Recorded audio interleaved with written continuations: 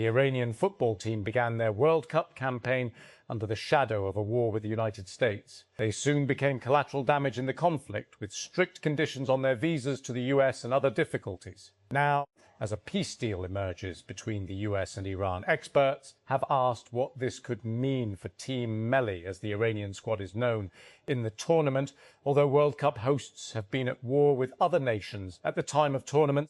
And Argentina was also in the midst of the dirty war during the 1978 tournament.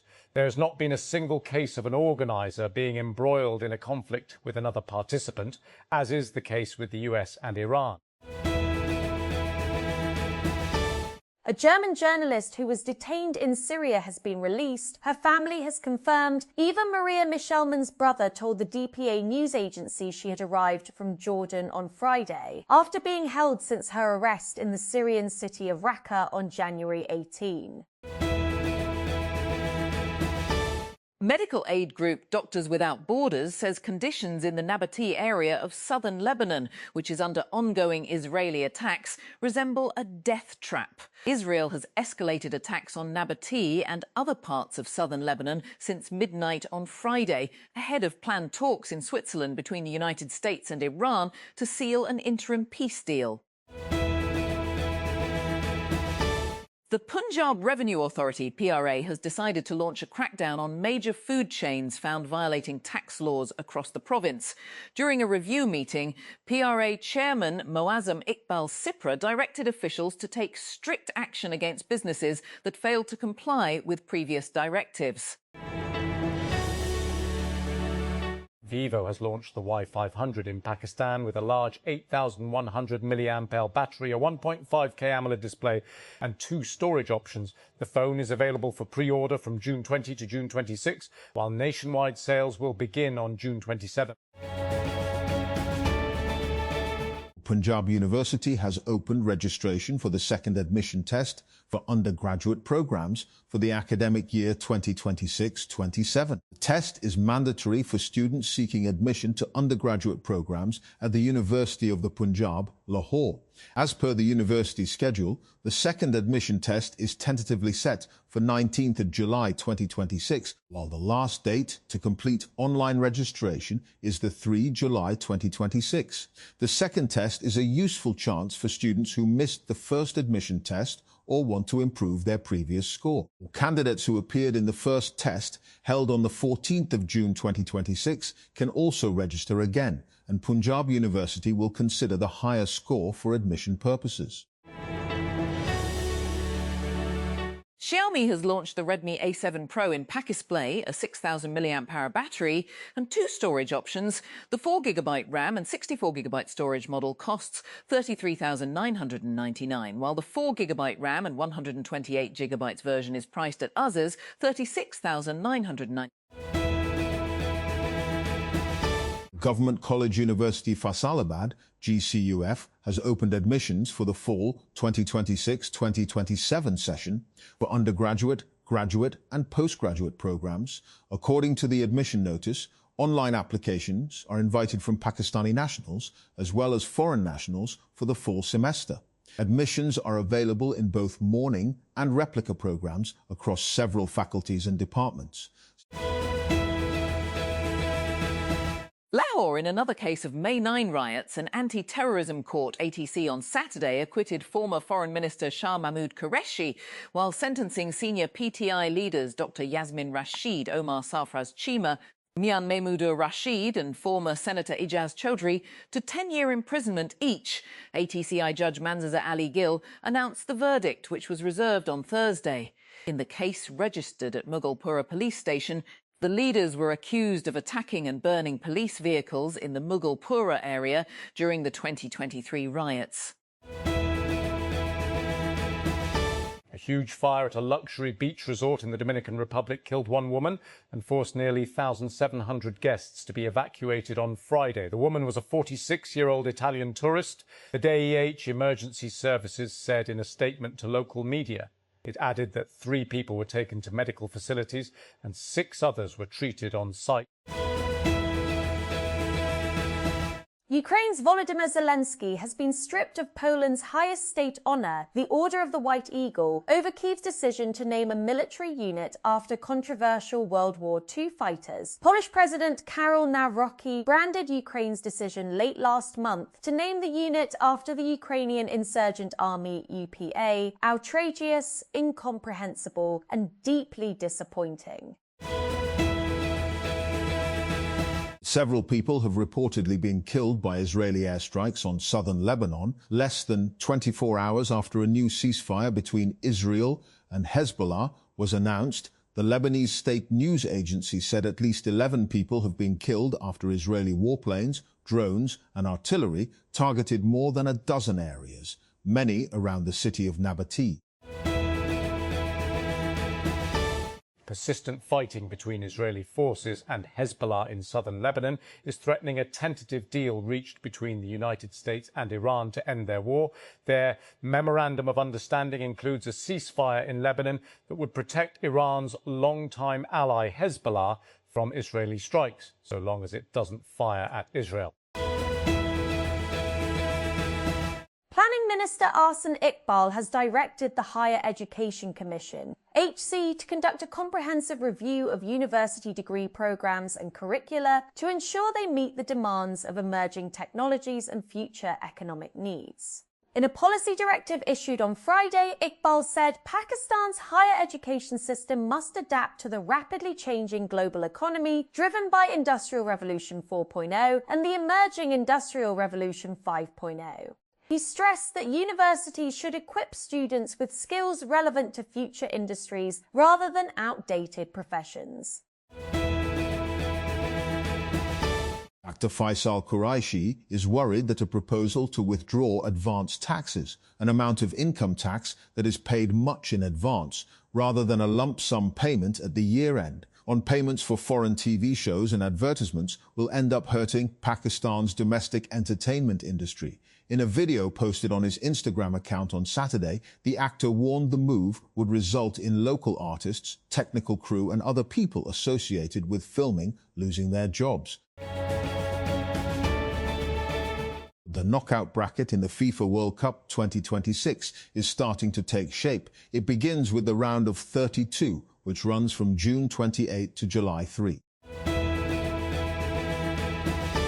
The Judicial Commission of Pakistan, JCP, has approved new rules governing interviews for judicial appointments. Amendments to the Judicial Commission of Pakistan, Appointment of Judges, Rules 2024, and criteria for nominating judges to constitutional benches of the country's high courts.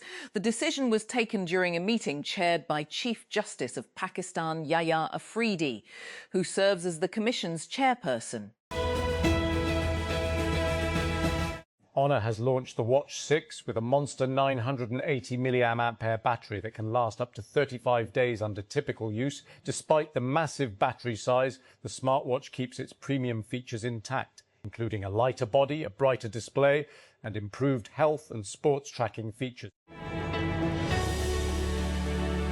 Punjab Transport Minister Bilal Akbar has formed special enforcement teams to ensure a nationwide reduction in public transport fares following the Prime Minister's announcement of a historic cut in petroleum prices. The minister directed transport officials to issue and implement updated fare lists immediately, ensuring that the benefits of lower fuel costs reach the general public without delay.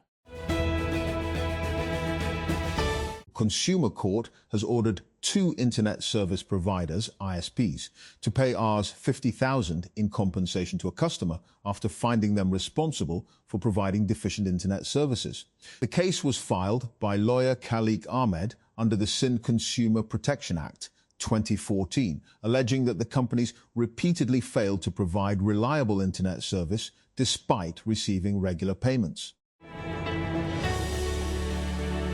The Federal Cabinet has officially approved the private Hajj policy for 2027 to 2030, introducing a performance-based system to replace the traditional quota structure while digitizing all transactions to ensure transparency. According to a spokesperson for the Ministry of Religious Affairs, the new policy mandates a complete re-evaluation of current Hajj operators.